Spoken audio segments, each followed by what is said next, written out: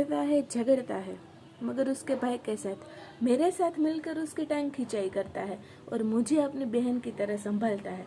तो एवो संबंध कहेवाय ने कि एकमात्र छे सासरियामां, तो ए छे दियर भाभीनो संबंध। तो आजे मारा पण लाडका एवा दियर किशनभाईनो बर्थडे छे, तो एने खूब खूब खूब जन्मदिवसनी शुभेच्छाओ अने भगवान तमारी मनोकामना बधी पूर्ण करे एवा आशीर्वाद।